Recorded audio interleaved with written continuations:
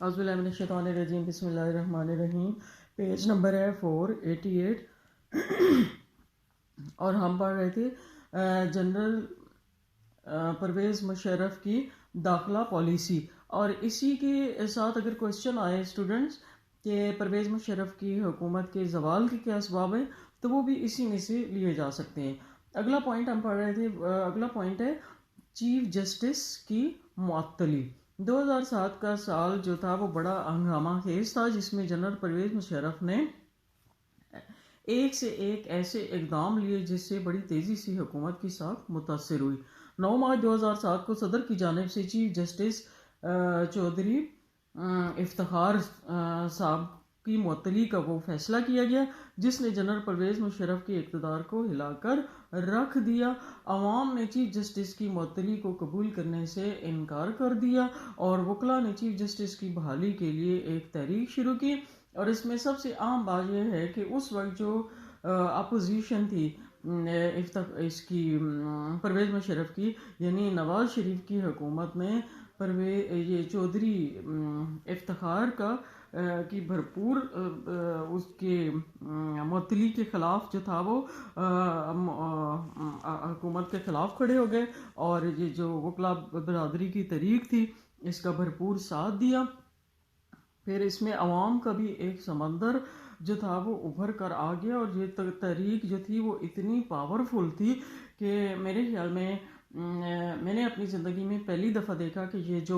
Roads کو container رکھ کر بند کیا جاتا ہے، حکومت نے یعنی بائی فورس اس طریقوں کو چلنے کی کوشش کی یا ایٹ لیسٹ سٹاپ کرنے کی۔ جگہ جگہ بڑے بڑے کنٹینرز رکھے گئے، اور وہ کنٹینر جو تھا وہ مٹی سے، بجری سے، ریز سے فل کیے گئے تھے، لیکن اس تحریک میں عوام اس قدر زیادہ تھے کہ انہوں نے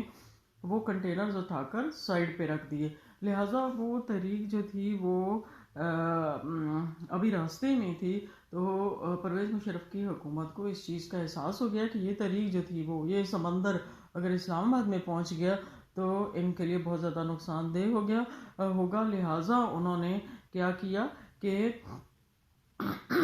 اس کو دوبارہ سے بحال کرنے کا اعلان کر دیا۔ تو 20 جولائی 2007 کو سپریم کورٹ کے فل کورٹ نے صدر کی جانب سے چیف جسٹس کے خلاف بھیجا گیا ریفرنس خارج کر کے chief justice of Pakistan Iftikhar Muhammad Chaudhry کو ان کے منصب پر بحال کر دیا۔ سچ تو یہ ہے کہ Iftikhar Muhammad Chaudhry chief justice of Pakistan کی جرأت مندانہ انداز نے پرویز مشرف کے اقتدار کی جو تھی وہ جڑیں ہلا کر رکھ دیں، اور اس کے بعد وہ سنبھل نہ سکے۔ اگلا پوائنٹ ہے جی سانیہ 12 مئی 2007۔ وکلاء تحریک کے دوران 12 مئی 2007 کو چیف جسٹس کی آمد کے موقع پر کراچی کی سڑکوں پر جس بے دردی سے بے گناہوں کا خون بہایا گیا اور قتل عام کیا گیا، اس کی مثال نہیں ملتی۔ اسی شام اسلام آباد میں سرکاری سرپرستی میں منعقدہ ریلی میں صدر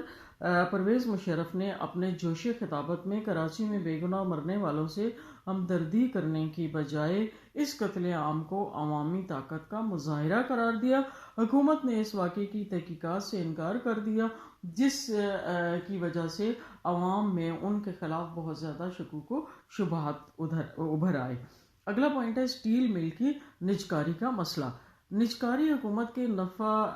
کے لیے ایک نفع بخش کاروبار ہوتا ہے، اور یہ وہ کاروبار ہوتا ہے کہ جس کے ذریعے سے مال قومی خزانے میں آتا ہے، اور یہ والا مال جو ہے وہ حکومت وقت دریا دلی سے اپنے چاہنے والوں کو اس مال سے نوازتی ہے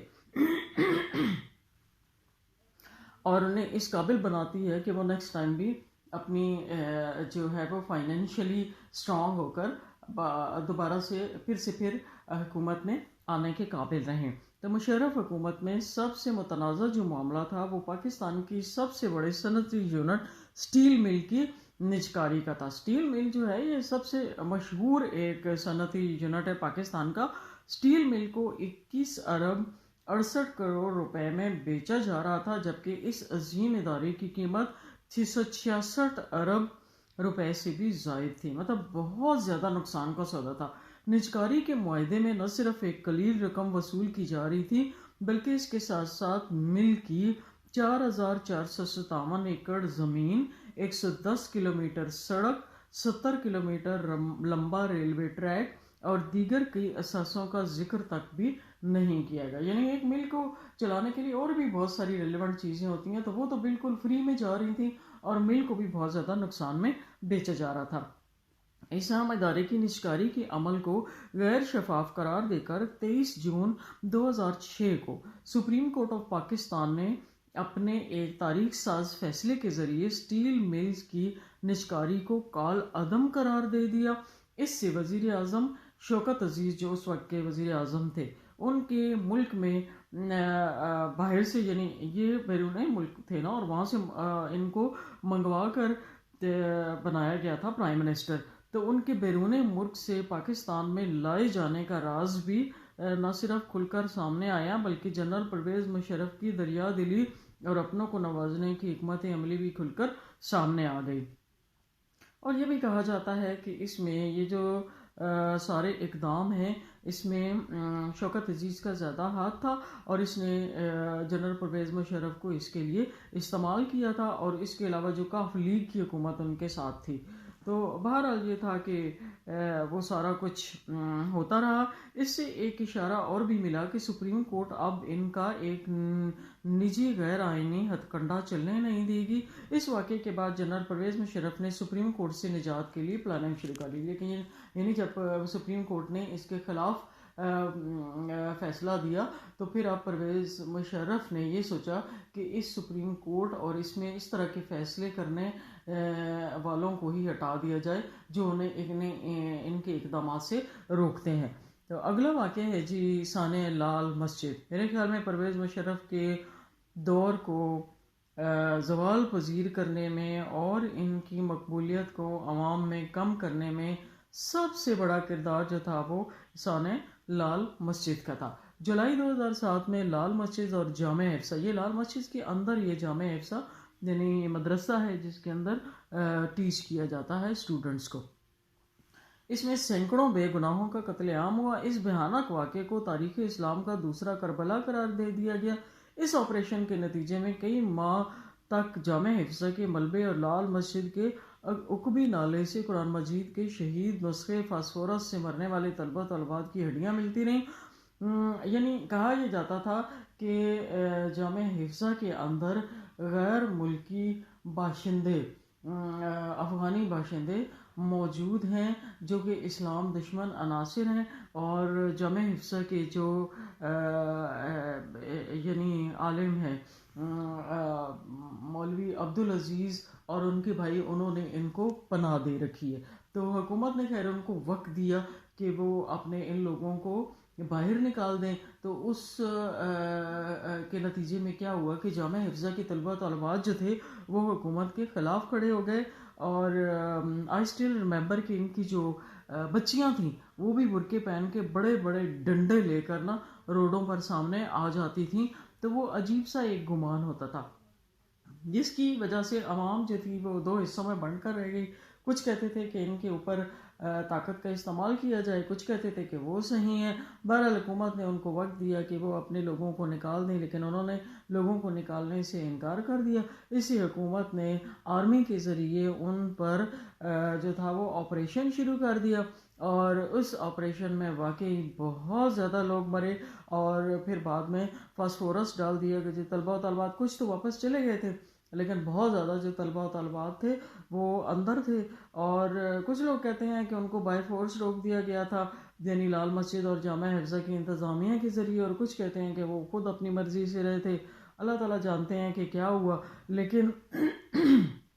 لال مسجد اور جامع حفصہ آپریشن میں جس صفاقی اور بربریت کا مظاہرہ کیا گیا، اس سے انتہا پسندی کو ہوا ملی. اس واقعے نے پرویز مشرف کی اعتدال پسندی روشن خیالی کا پردہ چاک کر دیا. لال مسجد اور جامع حفصہ آپریشن مشرف حکومت کے وہ اقدام تھا جس کی پاکستان کے عوام اور دنیا اسلام کے مسلمانوں نے شدید مذمت کی. اگلا پوائنٹ ہے 3 نومبر 2007 کا ماورۂ آئین اقدام. ماورۂ آئین کا مطلب ہوتا ہے آئین کا جس کا آئین سے کوئی تعلق نہ ہو، غیر قانونی قدم. نومبر 2007 میں صدر پرویز مشرف کو اندازہ ہو گیا کہ سپریم کورٹ میں صدر کے دوبارہ बावरदी सदर मुंतखब होने से मुतल्लिक मुकदमे में आइन के मुताबिक जुर्रतमंदाना फैसला देगी। बावरदी का मतलब यह है कि वो जनरल भी थे ना, और साथ ही सदर भी बने हुए थे। चुनाचे जनरल परवेज मुशर्रफ ने बतौर आर्मी चीफ 3 नवंबर 2007 को एमरजेंसी नाफिज करके नया पीसीओ जारी कर दिया। मुल्क की आला अदलिया के 60 से ज़ायद जजों ने पीसीओ के तहत हल्फ उठाने से इनकार कर दिया और वो अपने ओहदों से महरूम हो गए। पीसीओ अदलिया ने इनकी इमरजेंसी और वर्दी में इनके इंतखाब को जायज़ करार दिया। इस वाक़े के बाद जनरल परवेज मुशर्रफ आवाम की अखलाकी और आइनी सपोर्ट से महरूम हो गए। पीसीओ जजेस तो वो थे ना जिन्हें इन्होंने खुद मुकर्रर किया था, जो इनके हमनवा थे, उन्होंने तो इस चीज़ को माना, लेकिन बाकी लोग जो थे वो इस इक़दाम के खिलाफ खड़े हो गए। खुदकुश हमले। जनरल ज़ियाउर हक के मार्शल ने पाकिस्तान को क्लाशन को कल्चर वर्से में दिया और जनरल परवेज मुशर्रफ ने खुद कौम को खुदकुश हमले तोहफे में दिए। पाकिस्तान की तारीख में पहला खुदकुश हमला 19 नवंबर 1995 को इस्लामाबाद में एक मिस्री खुदकुश ने मिस्री सफारत खाने के अहाते में 14 अफराद की जान ले ली। जनरल परवेज मुशर्रफ के अहद में तसलसल से खुदकुश हमलों का सिलसिला शुरू हो गया, जो 18 अगस्त 2008 को जनरल परवेज मुशर्रफ के इक़्तिदार छोड़ने तक जारी रहा। खुदकुश हमला ये होता है कि जिसमें जो धमाका खेज मवाद वाली जैकेट पहनकर वो छोटे छोटे बच्चों की ब्रेन वॉशिंग करके तो इनसे करवाए जाते थे। और उस दौर में जो था वो ये एक रूटीन बन गई, सुबह शाम इस तरह के खुदकुश हमले होते थे। यानी वो हमला करने वाला जो शख्स है उसकी जान सबसे वो अपने आप को ब्लास्ट करता था और इर्द गिर्द जो लोग हैं और आबादी उसको भी नुकसान पहुँचता है। तो 7 नवंबर 2008 को रोजनामा नवाए वक्त की खबर के मुताबिक जनरल परवेज मुशर्रफ के दौरे हुकूमत में Guinness book of world record के मुताबिक खुदकुश हमलों की जद में आने वाले ममालिक में पाकिस्तान पहले नंबर पर आने वाला मुल्क करार दे दिया गया। उसके बाद ये जी बेनज़ीर भुट्टो की शहादत और एक और गम। ये एक ऐसा वाक़या था कि जिसने रई खई जो साख थी परवेज मुशर्रफ की वो भी ख़त्म कर दी। जनवरी 2007 में अबू ज़ैबी में बेनज़ीर भुट्टो ने जनरल परवेज मुशर्रफ से मुलाकात की तो मोहतरमा ने कहा कि आपको अपनी जो जनरल वाली पोजीशन है वो छोड़नी पड़ेगी, मगर जनरल साहब ने इनकार कर दिया। अगस्त 2007 को दोबारा अबू ज़ैबी में मुलाकात हुई तो जनरल परवेज मुशर्रफ ने मोहतरमा बेनज़ीर भुट्टो से वादा किया उन्होंने कि वो अपनी जनरल की सीट को छोड़ देंगे, ओहदे को छोड़ देंगे। उन्हें इन्हीं रवाबित के नतीजे में NRO पर इतफाक़ हुआ और बेनज़ीर भुट्टो 18 अक्टूबर 2007 को वतन वापस आ गए। 18 अक्टूबर 2007 को इनके इस्तकबाली जुलूस में वो खौफनाक धमाके हुए जिनमें 150 के लगभग पीपल्स पार्टी के कारकुन और आम शहरी लुकमा अजल बन गए। इसके बावजूद मोहतरमा ने अपनी इंतखाबी मुहिम को इस जोश व जज्बा से चलाया कि जनरल परवेज मुशर्रफ का दारो मदार हमारे मुतय्यन करदा तरीक़ाकार के मुताबिक चलने पर है, मगर मोहतरमा ने इसे क्या किया, जुर्रतमंदाना समझा और अपनी इंतखाबी मुहिम को बेखौफी से चलाती रहीं। 27 दिसंबर यानी इनको बहुत ज़्यादा मकबूलियत भी मिली। इनके जलसे जो थे वो तवातर के साथ चलने लगे और जिधर जाती थी इस लोगों का एक समंदर होता था, क्योंकि वो बहुत अरसे के बाद पाकिस्तान वापस आई थी। 27 दिसंबर 2007 को मोहतरमा का सबसे बड़ा जलसा जो था वो लियाकत बाग रावलपिंडी में था और उसमें उन्होंने एक अजीम शान जलसे से खिताब करते हुए जमहूरियत का रास्ता रोकने वालों को खरी खरी सुनाई। और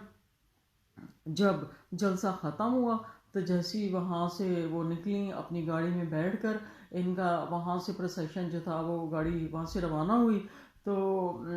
वो अपनी गाड़ी से निकलकर लोगों को हैंड वेव कर रही थी। तो उस दौरान में 2 धमाके हुए और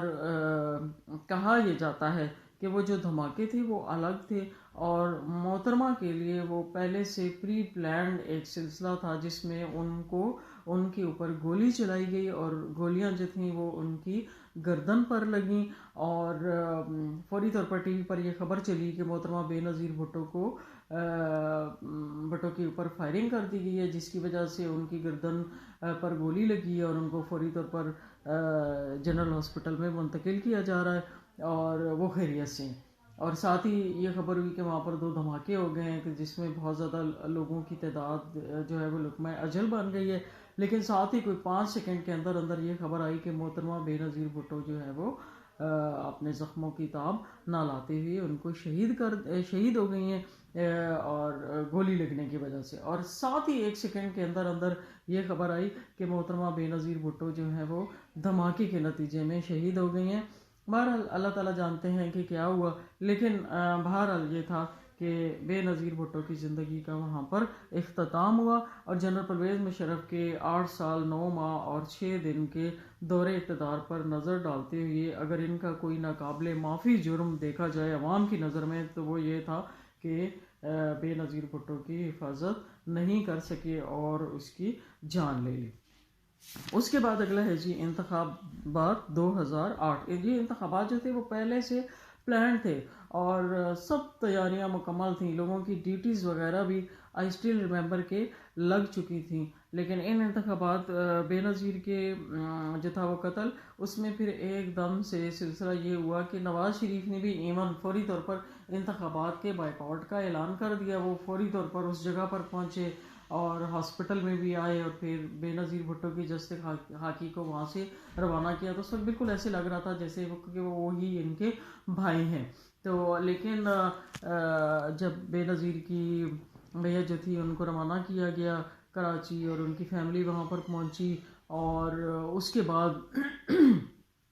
کچھ سنبھلنے کے بعد ان کے شوہر آصف علی زرداری نے یہ اعلان کیا کہ ہم انتخابات کا بائیکاٹ کبھی بھی نہیں کریں گے، بلکہ ہم پہلے سے زیادہ بھرپور طریقے سے انتخابات میں حصہ لیں گے اور محترمہ کے خوابوں کو پورا کریں گے۔ اور کچھ لوگوں کا یہ بھی کہنا تھا کہ بے نظیر کی جو وفات ہے یا شہادت ہے اس کے نتیجے میں وہ اب عوام کی ہمدردیاں لینے کی کوشش کریں گے، اور ہوا یہی کہ پیپلز پارٹی کو بے نظیر کی شہادت کی وجہ سے، بے نظیر کی موت کی وجہ سے بہت زیادہ ہمدردیاں ملیں، اور انہوں نے یہ بلاول بھٹو نے اور آصف علی زرداری نے ان کے نام پر لوگوں سے ووٹ مانگنا شروع کر دیا اور وہ شہیدوں کی جماعت قرار دی جانے لگی، اور انتخابات کے نتیجے میں واقعی عوام نے ان کو بہت زیادہ ووٹ ڈالے اور پیپلز پارٹی جو تھی وہ بہت اکثریت کے ساتھ تقریباً جیت کر سامنے آئی، اور پھر پیپلز پارٹی، نون لیگ اور ANP اور JUI نے مشترکہ طور پر حکومت قائم کی، جس کے نتیجے میں یوسف رضا گیلانی جو تھے وہ وزیر اعظم بنے، اور اگست کے آغاز سے ہی صدر جنرل پرویز مشرف کے خلاف سیاسی محاصرہ شروع کر دیا گیا۔ آصف علی زرداری نے ایک سے زیادہ مرتبہ یہ کہا کہ صدر پرویز مشرف کو مواخذے سے پہلے ہی اپنے اقتدار کو چھوڑ دینا چاہیے۔ 11 اگست 2008 کو پنجاب اسمبلی نے بھاری اکثریت سے ان کے خلاف قرارداد منظور کی۔ اسی نوعیت کی قرارداد سرحد حکومت اور پھر بلوچستان اور سندھ کی صوبائی اسمبلیوں نے منظور کر کے عدم اعتماد کا اظہار کیا۔ بالآخر 18 اگست 2008 کو ایک یہ جو تھے یہ ان کو اپنے اقتدار سے ہٹا دیا گیا، اور 9 ستمبر 2008 کو پیپلز پارٹی کی سربراہ آصف علی زرداری جو تھے وہ صدر پاکستان بن گئے۔